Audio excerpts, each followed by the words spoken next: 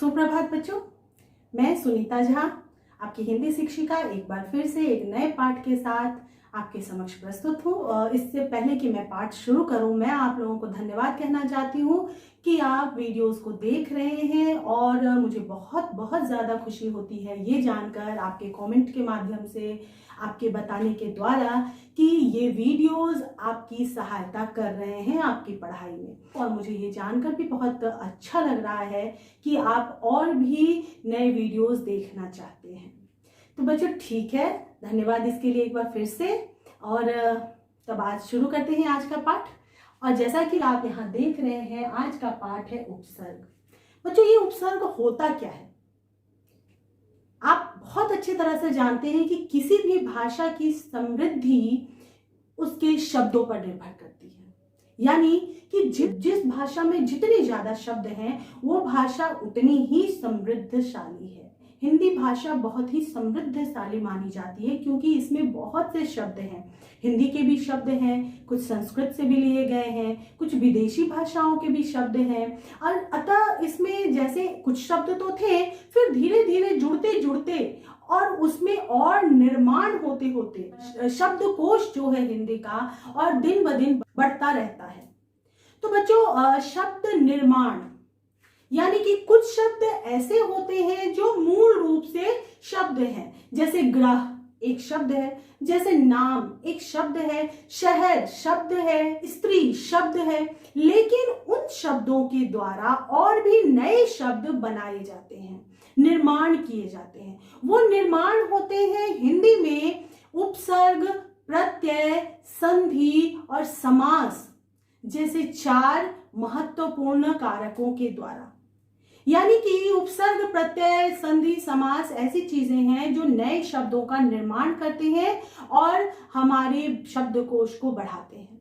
तो आज उसी में से एक पाठ जो है उपसर्ग, उसको हम लोग जानेंगे। ठीक है बच्चों, साथ ही साथ मैं कुछ शब्द भी इस वीडियो में मैं डाल रही हूँ, आप कोशिश करें कि याद करके लिखें।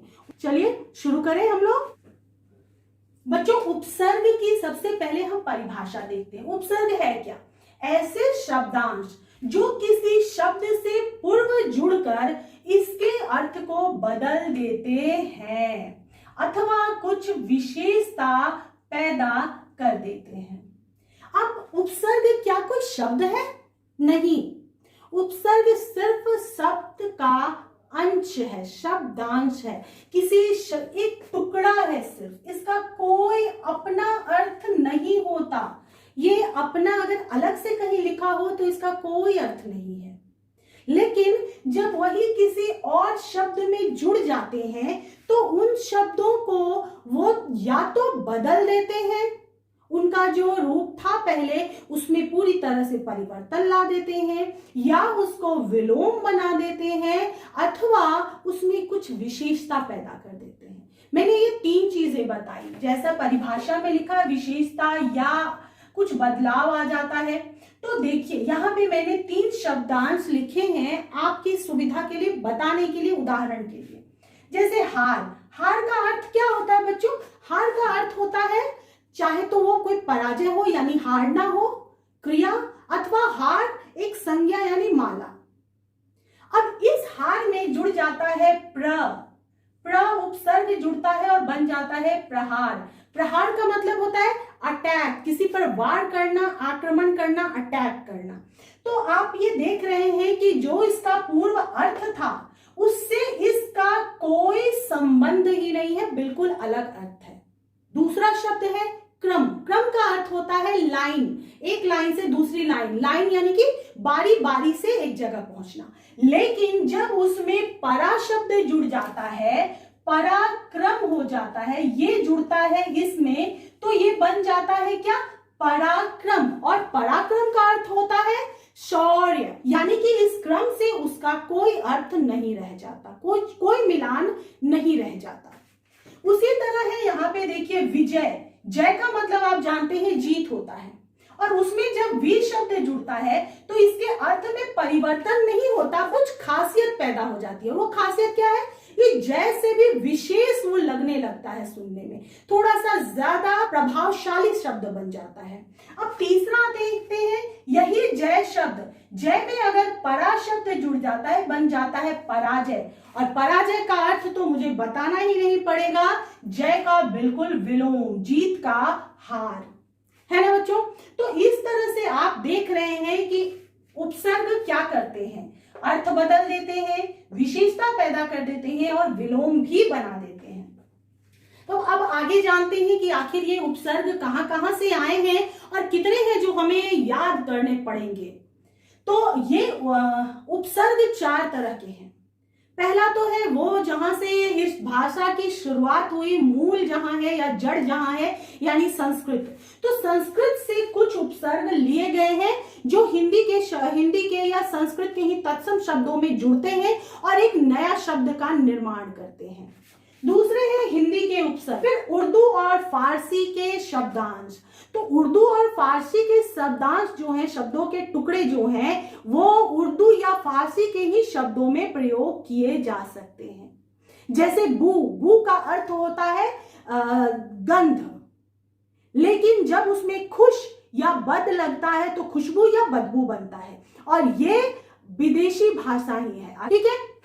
अगला है अंग्रेजी के उपसर्ग। अंग्रेजी के भी कुछ उपसर्ग होते हैं, वो अंग्रेजी के शब्दों के पहले लगते हैं।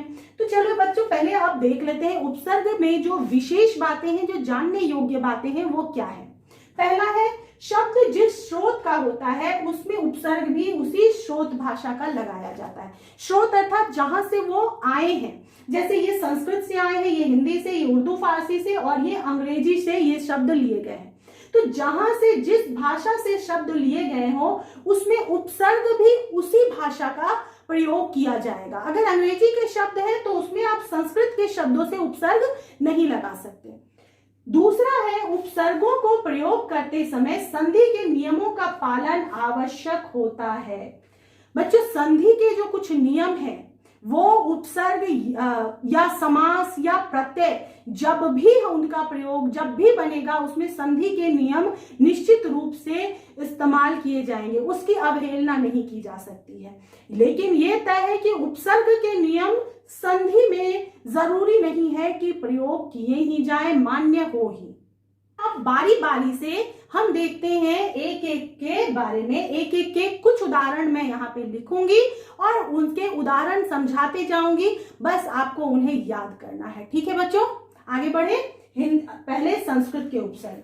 बच्चों, यहाँ संस्कृत के कुछ उपसर्ग मैंने लिख दिए हैं, साथ ही मैंने ब्रैकेट में उनके अर्थ भी लिखे। उन उपसर्गों के अर्थ क्या है, यानी वो जब किसी शब्द में जुड़ते हैं तो उसका किस रूप में अर्थ निकलता है, ठीक है। चलिए देखते हैं बारी बारी से, एक आध शब्द थोड़ा सोचते भी हैं, ज्यादा बेहतर होगा। जब भी मैं आपको कोई एक नया पाठ शुरू करती हूँ समझाना, तो मुझे समझ में आता है कि अरे अभी कुछ और बताना चाहिए। जैसे कि मैंने उपसर्ग शुरू किया तो मुझे लगा कि बच्चों को मैंने अभी तक संधि के नियम नहीं बताए हैं, फिर यहाँ थोड़ी सी मुश्किल हो जाएगी, जो कि मैं अभी थोड़ा संक्षेप में बताते हुए आगे बढ़ जाऊंगी, लेकिन कोशिश करूंगी कि आपको जब संधि समझाने लगूं तो इन बातों का उससे संबंध जरूर स्थापित करूंगी, ठीक है। तो शुरू करते हैं। पहला शब्द यहाँ पे लिखा है बच्चों, देख रहे हैं आप, अति। अति का अर्थ होता है बहुत अधिक, बहुत ज्यादा। बच्चों, ये संधि का ही एक नियम है कि जब ई की मात्रा के साथ अ जुड़ता है तो वो बन जाता है आधा त के रूप में, ठीक है। जैसे अति, अंत, अत्याचार। अब यहां पर देखिए, अत्याचार तो है, लेकिन जब दूसरी बार अति जुड़ता है, अति प्राचीन, तो यहां पर त आधान नहीं होता, क्योंकि जोड़ के बाद अ नहीं है वहां पर, ठीक है। यहां पर भी अत्याचार था, अ था, अतः ये आधा त में बदल गया था। ये संधि के नियम है। अधि, अधि का मतलब होता है ऊंचा या श्रेष्ठ, अधिकार, अधिपति।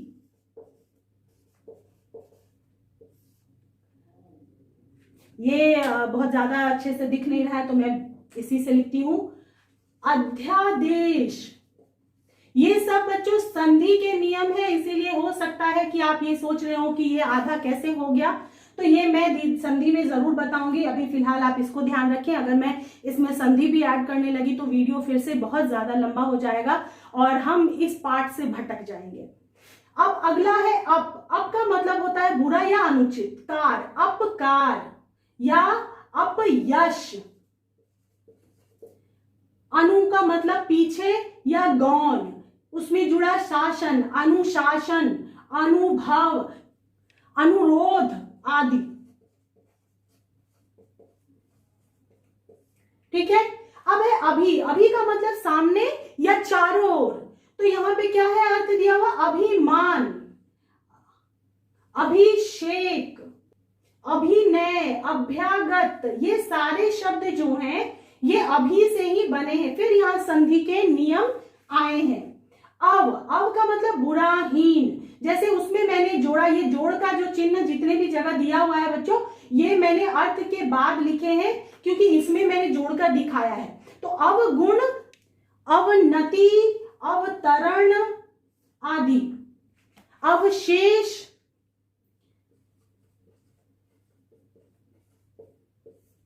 उसके बाद है आ का मतलब होता है तक या समेत। जैसे आजीवन, आमरण। तो आजीवन का मतलब हुआ कि जब तक जीवन है, और आमरण मरने तक। ठीक है। तो ये क्या हुआ? आजन्म, आगमन, ऊंचा, ऊंचा या श्रेष्ठ। उल्लंघन, ये भी संधि का नियम है कि जब आधा त, व्यंजन संधि का नियम है, आधा त और उसके बाद ल ज जैसे शब्द हो तो इस तरह से ये शब्द जो है आधा बन जाता है। ये संधि का नियम है। जैसे उज्जवल, उज्जवल भी ऐसा ही एक शब्द है जो उत से जुड़ा है और ज का आधा बन जाता है यहाँ पे उत्कर्ष। अब यहां पर इसमें बदलाव नहीं आया, तो ही रहा क्योंकि यहाँ ल नहीं है और ज नहीं है। उसके बाद है उप, निकट, समान या गौण। वन, उपवन, उपग्रह। तो इस तरह का उपनगर, उपमंत्री, मतलब उसके बाद के पोस्ट वाले। दुष, दुर, जो बुरा हो, बुरा बताने के लिए या कठिन, मुश्किल बताने के लिए। तो यहाँ पे दो थे तो मैंने दो ही आपको लिख के दिए हैं, कर्म और घटना। तो एक बन गया दुष्कर्म और एक बन गया दुर्घटना। अब आप ये सोचेंगे कि यहाँ पर ये रेफ कहां से आया? तो बच्चों यहाँ पे जो आधा र है वो आधा र यहाँ पर घ के ऊपर चला जाता है क्योंकि दूसरी तरफ घटना है, यहाँ कोई स्वर नहीं है। ठीक है। उसके अलावा आप ये देख रहे हैं कि यहाँ पर श जो है वो इस श से बदल गया है। क्यों बदल गया है? ये भी संधि के ही नियम है। अगला है नी। नी का मतलब होता है निषेध, निवास, निरोग, निबंध, नियम। ठीक है। उसके बाद है निश और निर। फिर उसका अर्थ होता है रहित या निषेध या बिना, यानी कि जो चीज नहीं है। तो अब देखिए निश में छल जुड़ता है तो यहाँ पे श का रूप बदल जाता है संधि के नियम के अनुसार। निर के साथ अपराध जुड़ा तो आप सोच रहे होंगे कि ये पूरा र कहां से चला आया?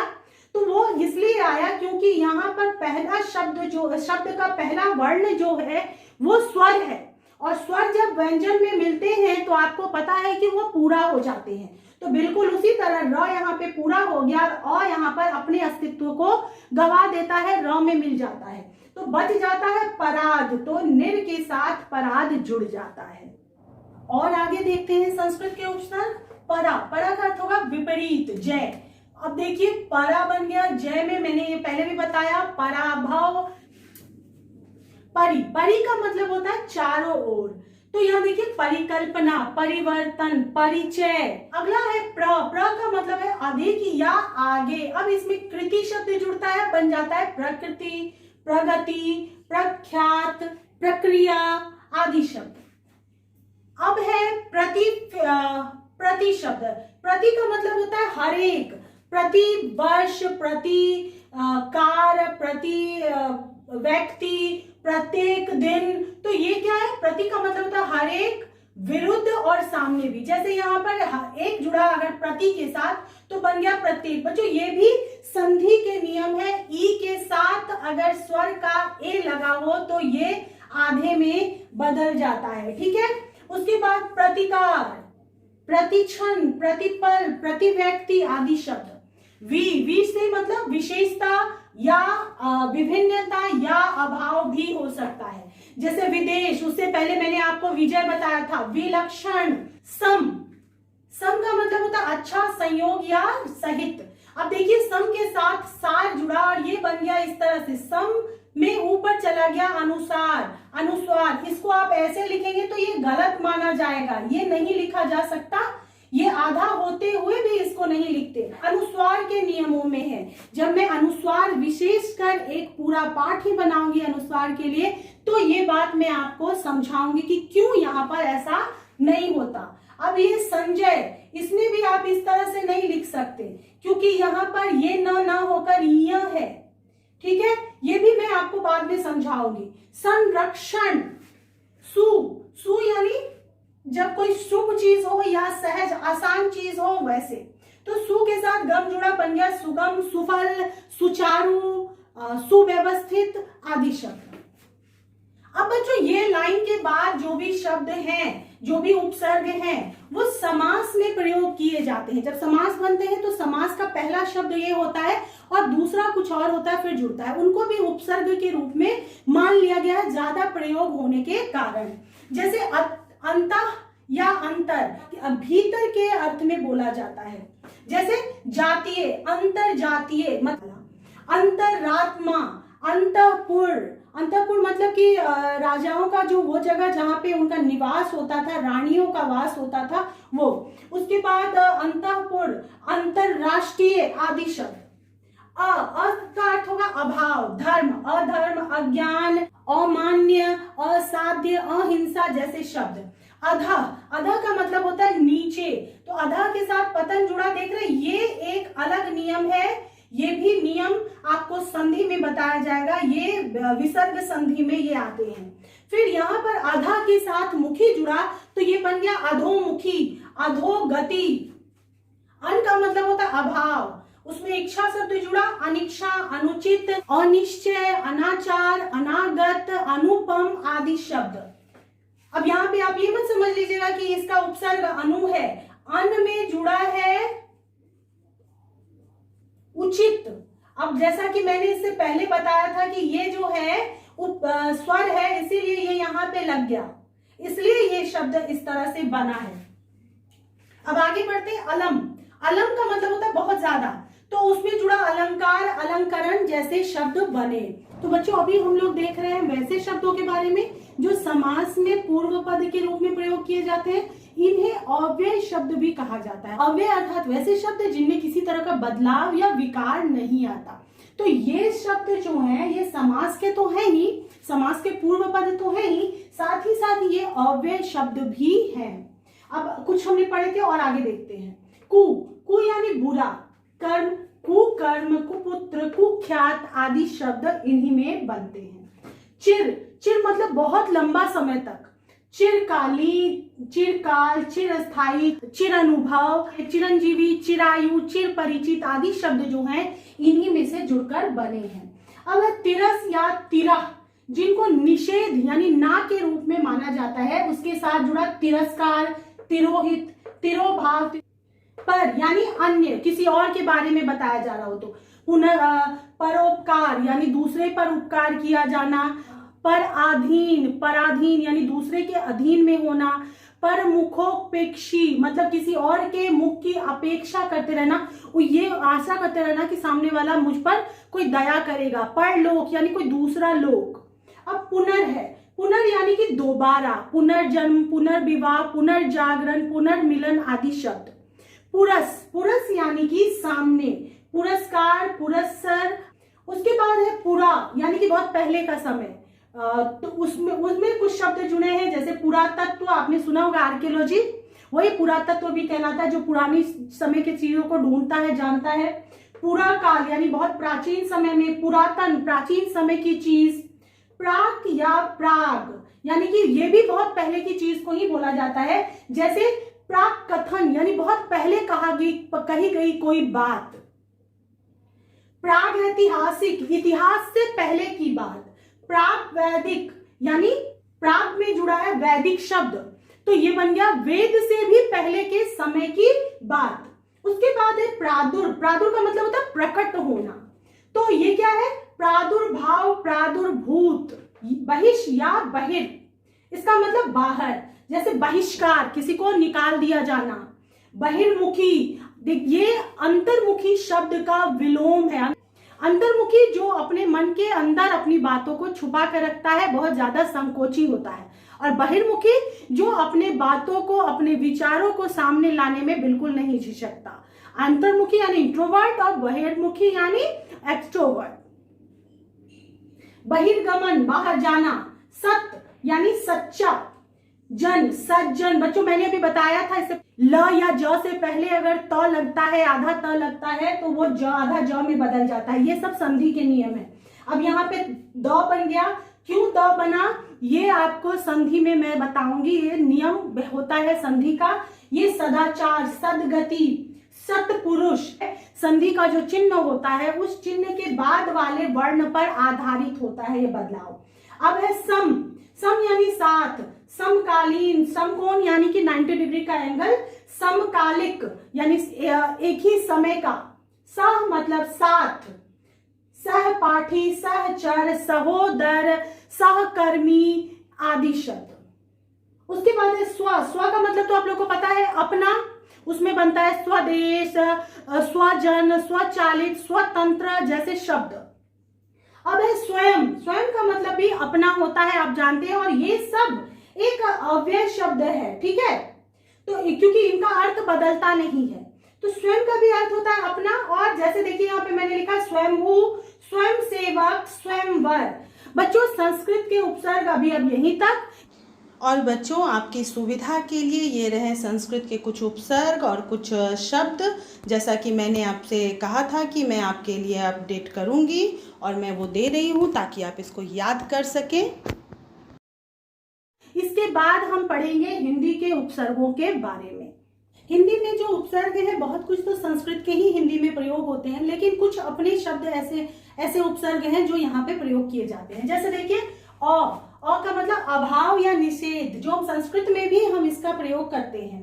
तो जैसे यहाँ जुड़ा है अज्ञान, अलग, अथाह, अटल, अविश्वास आदि शब्द। उसके बाद है अध, अध मतलब आधा। हम अक्सर कहते हैं ना, अध जला, अध पका, अध कचरा, अध खिला, अध मरा। अन, अन मतलब निषेध या अभाव।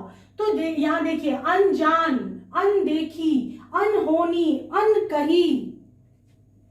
क या उन, एक कम, जब जिस शब्द की बात की जा रही है उससे एक कम जब लगाना हो तो ये लगाया जाता है, जो हिंदी के गिनती में प्रयोग होते हैं, ऐसे नहीं। जैसे उनके 30 के साथ जुड़ा तो बन गया 29, यानी 30 से एक कम, 29, 29, 19, 20 से एक कम, 49, 50 से एक कम, 59, 60 से एक कम, ठीक है। इस तरह से क और कु, बुरा, देखिए कुढंग, कुचक्र, और क से कपूत। चौ, चौ का मतलब होता है चार, चौमासा, चौराहा, चौतरफा, चौपाया, चौकन्ना आदि शब्द। दु, कम, दुबला, दुसाध्य। नी यानी रहित, निडर, निहत्था, निठल्ला। पर मतलब दूसरी पीढ़ी का। पर हमने संस्कृत वाला भी पढ़ा, लेकिन अभी जो पर हम पढ़ रहे हैं ये दूसरी पीढ़ी के बारे में बताते हैं, जैसे परदादा, परनाना, परदादी, इस तरह के शब्द। और अगर परोपकार भी लिखा है तो आप इसका पर ही देंगे, उपसर्ग लिखेंगे, चुनने के लिए दिया जाए तो ज्यादा कंफ्यूज होने की जरूरत नहीं है। अब है बिन, बिन यानी रहित, बिन ब्याहा, बिन मांगा, बिन बात, बिन बोले, ऐसे शब्द। भर, भरा हुआ। अब पेट है, भर पेट, भर दिन, भरसक, भरपूर, भरमार आदि। सु, सहित या अच्छा, सहित, स जुड़ा है इसमें देखिए। उसके बाद सुडौल यानी कि सही आकार, सुफल। हिंदी के उपसर्ग इतने ही है। अब इसके बाद हम विदेशी शब्दों के उपसर्गों को देख लेते हैं थोड़ा सा, लेकिन उससे पहले ये रहे हिंदी के कुछ उपसर्ग और उनसे बने शब्द। तो बच्चों अब बारी है उर्दू और फारसी के उपसर्गों की। तो ये विदेशी भाषा है और ये विदेशी भाषा के शब्दों में ही प्रयोग किए जाते हैं। पहला उपसर्ग एन, एन यानी कि बिल्कुल एग्जैक्ट, ठीक है।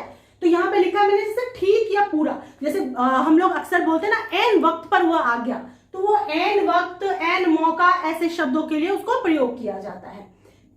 कम यानी थोड़ा या हीन, नहीं होना, हीन मतलब किसी चीज का नहीं होना, जब उसको हम जैसे कीमत के साथ जोड़ते हैं तो बन जाता है कम कीमत, कम जोर, कम अक्ल, कम सिन, कम वक्त, ऐसे शब्द। उसके बाद है गैर, खुश का अर्थ होता है अच्छा, बू के साथ जुड़ा खुशबू, खुश खबरी, खुश नसीब, खुश किस्मत। गैर, गैर का मतलब भिन्न, कोई अलग या कोई दूसरा। तो यहाँ हाजिर के साथ जुड़ा गैर हाजिर, यानी वहां पे नहीं है, अलग है वहां से। गैर सरकारी, गैर जिम्मेदार। दर, दर का मतलब होता है में के साथ जुड़ा असल, दर असल, दर हकीकत, यानी असल में, असल हकीकत में। ना, ना का मतलब है नहीं, ना लायक, ना समझ, ना काम, ना कारा, ना बालिक आदि। ब, ब का मतलब साथ, बदौलत, बगैर, बखूबी, बकायदा आदि। बद का मतलब बुरा, बदनाम, बदकिस्मत, बदसूरत, बदबू, बददुआ, बदनीयत आदि। बा, बा मतलब सहित, अदब, बा अदब, बाकायदा, बावजूद, बाअक्ल, बाइज्जत। बिला, बिला मतलब बिना, बिला वजह, बिला नागा यानी कि बिना वजह के ही कुछ करना, बिना नागा यानी नागा किए बगैर। बे का मतलब अभाव, बेकसूर, बेइज्जत, बेदाग, बेनाम, बेबुनियाद, बेवफा। ला, ला के साथ, ला का मतलब होता है बिना, जो चीज ना हो, जैसे लाचार, लाइलाज, लापता। सर, सर यानी मुख्य, जब मुख्यता से किसी चीज को बताना है तो सरताज, सरपंच, सरहद आदि। हम यानी साथ, हम उम्र, हम राज, हम शक्ल, हमदम, हम जोली। अंतिम है हर, ये इसका अर्थ होता है प्रत्येक। हम लोग बोलते हैं ना हर साल, हर दिन, हर महीना, हर एक को बोल दो, हर क्षण, हर दिन। उर्दू और फारसी के बस इतने ही उपसर्ग हैं बच्चों। उदाहरणार्थ मैं यहाँ पे कुछ शब्द भी दे रही हूँ, इनका आप अभ्यास करेंगे। अब आखिरी बारी है अंग्रेजी के उपसर्गों की। जैसे असिस्टेंट, जिसका अर्थ होता है सहायक, teacher, assistant teacher, assistant manager. Chief, मुख्य या प्रधान, chief minister, chief commissioner, chief assistant जैसे शब्द। जनरल यानी प्रधान, secretary, general secretary, general manager, general store आदि शब्द जो भी हैं। डिप्टी यानी उप या सहायक। उप का मतलब होता है जो मुख्य पद है उससे जस्ट नीचे वाला पद जो होगा वो उप कहलाता है। तो जैसे देखिए डिप्टी कमिश्नर, डिप्टी कलेक्टर, उसी तरह है वाइस, वाइस का भी मतलब उप होता है। जैसे प्रिंसिपल के जस्ट नीचे वाली पोजीशन होती है vice principal, vice principal, vice president. सब, सब मतलब जो किसी अधिकारी के नीचे हो, अधीन में हो, उस तरह से। सब इंस्पेक्टर, इंस्पेक्टर से नीचे का पोस्ट है। सब कमेटी, सब कांस्टेबल, इस तरह के शब्द। हाफ, हाफ यानी आधा, इसको तो बताना भी नहीं पड़ेगा, ये आपको बहुत अच्छे से पता होगा। Half time, half pant, half shirt जैसे शब्द। हेड, हेड यानी प्रधान, headmaster, head clerk, head constable जैसे शब्द इनमें आते हैं। हमने अभी चारों भाषाओं के उपसर्गों को देखा और हमने बड़े विस्तार से उसकी चर्चा भी की। मैं उपसर्ग के साथ साथ आपको प्रत्यय भी बताना चाहती हूँ, लेकिन आप देख ही रहे कि उपसर्ग बताते बताते ही इतना ज्यादा समय हो गया कि अब इस वीडियो में किसी और चीज की गुंजाइश नहीं है। तो मैं ये आश्वासन दे सकती हूँ कि जल्दी ही मैं प्रत्यय भी लेकर आऊंगी आपके पास और उसकी भी व्याख्या जरूर की जाएगी। तब तक के लिए आप इन चीजों को, इन शब्दों को ठीक से याद कीजिए, इसका अभ्यास कीजिए बार बार, तभी आपके शब्दकोश में वृद्धि होगी और आप हिंदी को सही से समझ पाएंगे, जान पाएंगे। तो जब तक मैं और कोई दूसरा वीडियो बनाती हूँ तब तक के लिए बाय बाय, अपना ख्याल रखिएगा।